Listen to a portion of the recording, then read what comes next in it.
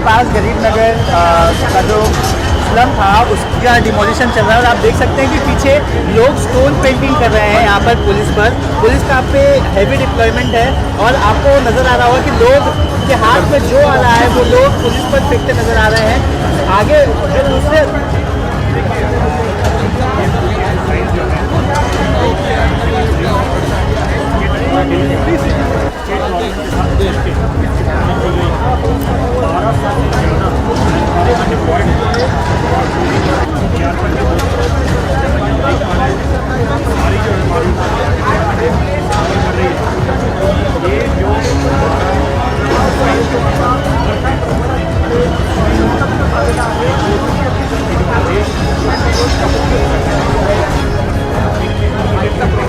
नाही ओके आता ओके आता व्यवस्थित आहे वॉकिंग वगैरे सगळं व्यवस्थित आहे। कोण बोलतोय प्रॉब्लेम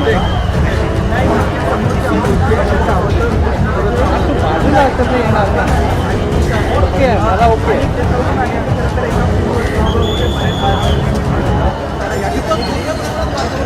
आहे। पोलीस या जमावाला पाठवण्याचा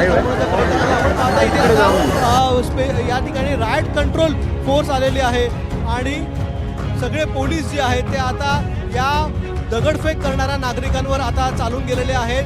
अनेक नागरिक जे आहेत ते दगडफेक या ठिकाणी करत होते आणि त्या संपूर्ण वस्तीमध्ये आता पोलीस घुसलेले आहेत आणि गेल्या काही वेळापासून इथे मोठ्या प्रमाणात दगडी फेकणं चालू होतं। मात्र पोलिसांवर जी दगडफेक झाली त्या दगडफेकीनंतर आता पोलिसांनी देखील कारवाई सुरू केलेली आहे आणि स्वतः लाठ्या घेऊन हा जो जमाव जो पोलिसांना विरोध करत होता त्या जमावाला या ठिकाणी पांगवण्याचा प्रयत्न पोलीस करत आहेत। इथे आपण पाहतोय पोलिसांकडून देखील आता जमावावर दगडफेक या ठिकाणी सुरू करण्यात आलेली आहे।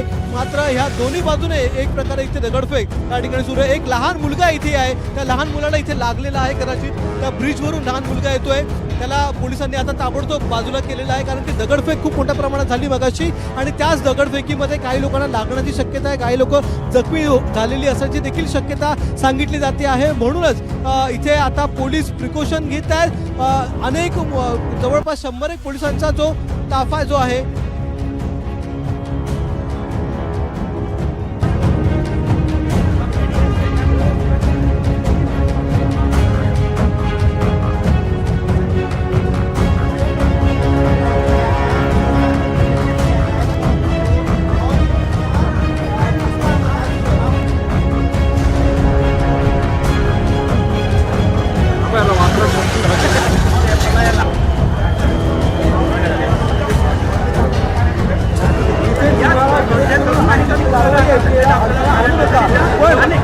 राजकारण करावं लागला। तिसऱ्यांदा जो आहे तो अनेक महिला